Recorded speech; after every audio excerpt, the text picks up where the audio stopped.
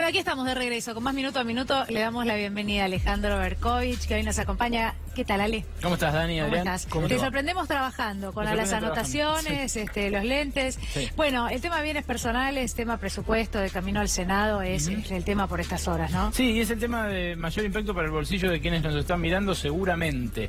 El presupuesto generó mucho ruido la semana pasada, pero tiene 2 o 3 leyes satélites que son las que en realidad más nos van a impactar a todos. Y una de ellas, a pedido del Fondo Monetario, es una marcha atrás con lo que el gobierno hizo hace 1 año y medio con bienes personales, el famoso impuesto a la riqueza, cuando aprobó el blanqueo. ¿Se acuerdan ustedes cuando se aprobó el blanqueo? Sí. Hubo un perdonazo general de bienes personales para los sectores de mayores ingresos y especialmente para los sectores que demostraran ser buenos contribuyentes, cumplidores. A esos les condonaban la alícuota de bienes personales y la iban bajando para el resto gradualmente hasta 2020. Ahora, lo que el gobierno mismo propuso en paralelo al presupuesto es subir de vuelta bienes personales e incluir a los que entraron al blanqueo y repatriaron sus capitales. Claro, muchos dijeron esto es una emboscada para los que participaron del blanqueo, pero muchos otros que rescatan, los tributaristas que rescatan la importancia del impuesto a la riqueza,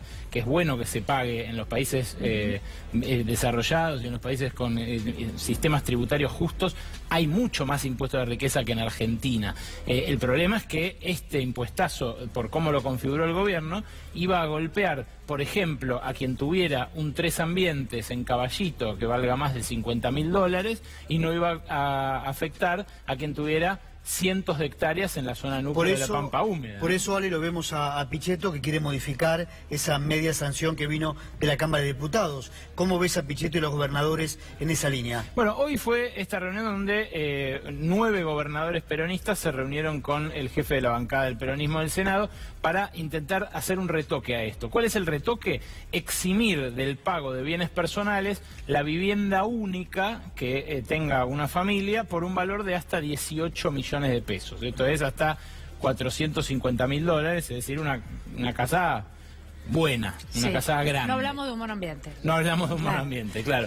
Esto, en caso de aplicarse, le restaría algo así como un 10% de la recaudación que el gobierno espera tener de bienes personales, que eran unos 35.000 millones de pesos para el año que viene, para 2019. Lo que advierten algunos tributaristas es que en realidad igual va a haber impacto sobre la clase media porque como congelan las alícuotas que se van a aplicar a fines del año que viene, los valores el año que viene... Lo van a alcanzar. Lo van a alcanzar y van a pagar más. La alícuota, ¿cómo quedó? 0,25 para los que tengan bienes entre 2 y 3 millones de pesos.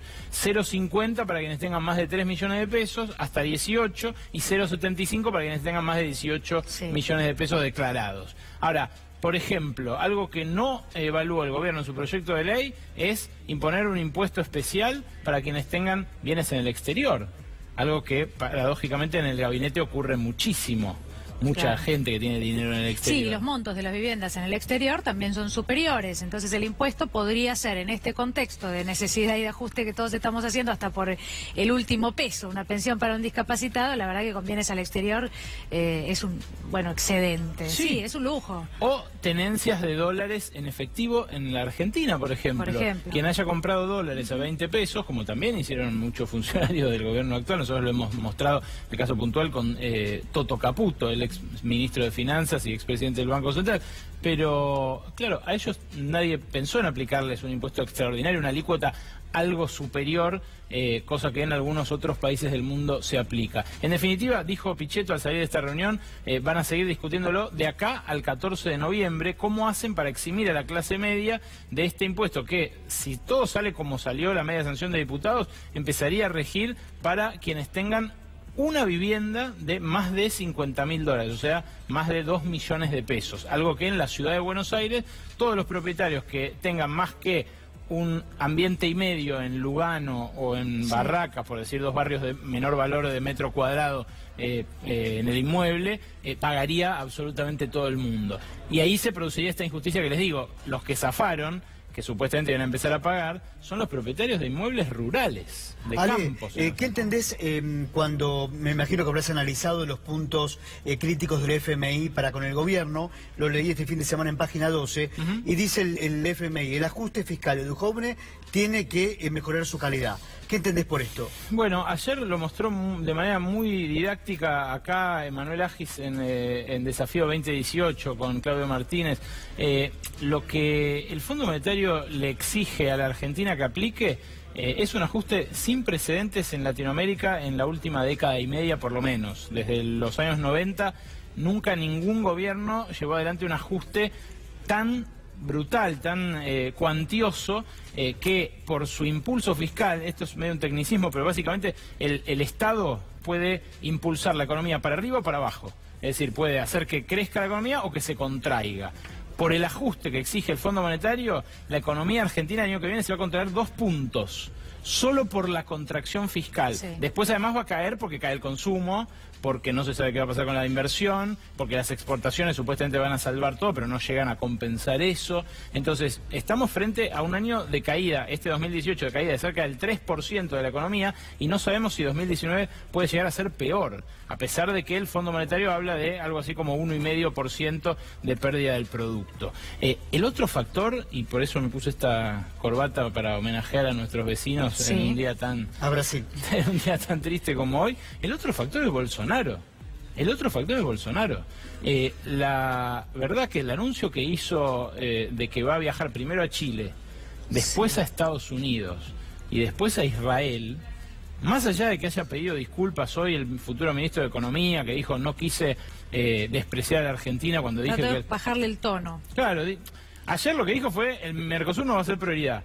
Hoy pide disculpas y trata de bajarle el tono a eso, pero en los hechos, por cómo habla la diplomacia brasileña, que no es improvisada, Itamaraty es una de las diplomacias más experimentadas del continente, junto con el Departamento de Estado de Estados Unidos, lo que muestra es que Argentina va a ser una prioridad última para Pero Brasil. ¿Vos te sorprende? Es decir, ¿era esperable el nombre? Bueno, cuando hablan de Guedes, hablan todos del futuro ministro de Economía, sí, como un ortodoxo, un Chicago Boy. Bueno, ¿te sorprende o podemos ya predecir que la mirada de Brasil a partir de ahora va a ser similar a la de, por ejemplo, Estados Unidos? Sí, pero más allá del alineamiento, lo importante para la Argentina es Brasil como mercado. Cuando una empresa se instala en Argentina, lo hace, cuando es una productora de bienes, lo hace pensando que no solo accede a un mercado de 40 millones de habitantes, sino que accede a un mercado de 220 millones de habitantes, a toda Argentina y toda Brasil, y todo Paraguay y todo Uruguay. Ahora, si Brasil empieza con esto de flexibilizar el Mercosur y que entren cosas de otros lugares, y va a haber menos incentivo todavía para que una empresa se instale en Argentina y genere empleo en la Argentina. Es muy delicado para la industria, que ya viene muy golpeada de estos últimos años, un Brasil que además, fíjense ustedes, durante los últimos 4 años que Brasil no dio pie con bola, vino cayendo, Brasil hizo la reforma previsional y la reforma laboral. O sea, sus trabajadores ganan menos y sus jubilados ganan menos. Eso, para los dueños del capital, es un incentivo a instalarse allá, no a instalarse acá. El Mercosur, si funcionara bien, tendría que armonizar sus políticas aduaneras, pero también sus políticas laborales y sus políticas previsionales. Ale, recordaban... Perdón, el problema es que las armonicemos para ese lado, ¿no? Claro. O sea, sí, que es ahora terrible lo que estás diciendo, ¿no? Como no ajustamos más y claro, como una reforma más profunda... Claro, esa es la exigencia que va a venir después. Menos, ¿no? Es la exigencia que va a venir después, es así, pero es muy evidente. Recordaban el otro día, en plena crisis del 2001, cuando Duhalde asume la presidencia, quien viaja a la residencia de Olivos para brindarle su apoyo fue Lula da Silva, en un momento tan delicado en la Argentina, ¿no?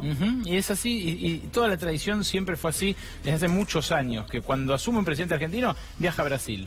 Cuando asume un presidente brasileño, viaja a Argentina. Somos socios primarios. A Argentina, nosotros le enviamos como principal destino nuestras exportaciones a Brasil, pero Brasil a Argentina también la utiliza como un gran mercado. Obviamente exporta más a China o a Estados Unidos, pero tiene un mercado importante acá y además se ha hecho de resortes importantes de la economía. Se compró la cerveza argentina, se compró el cemento argentino, se compró la textil más importante argentina. Todo eso es brasileño. Entonces, que se rompa esa relación y que Brasil empiece a mirar hacia otro lado, en especial hacia el Pacífico, hacia Chile o hacia China directamente, sin pasar por Argentina, es otra tormenta más que se cierne sobre la economía de Mauricio Macri. El trascendido por los pasillos, es que esta noche Brotes Verdes tiene invitados muy interesantes. Sí, vamos a tener, gracias Dani. Viene Axel Kicillof para hablar del tema económico, para hablar puntualmente de los impuestos, del impacto de Brasil, del acuerdo con el Fondo Monetario, pero además viene un actor muy conocido para todo el público argentino, un hombre que ha medido 20 puntos en series muy populares de rating. Me refiero a Chang Sung Kim, el coreano más famoso de la Argentina. Viene a hablar con nosotros sobre cómo es ser inmigrante en un país que tradicionalmente siempre los recibió muy bien y que ahora empieza a escuchar voces que los culpan de las miserias, como pasa en los lugares menos pensados del mundo. Bueno, esta noche veremos Brotes Verdes aquí en C5N. Gracias. Gracias a ustedes.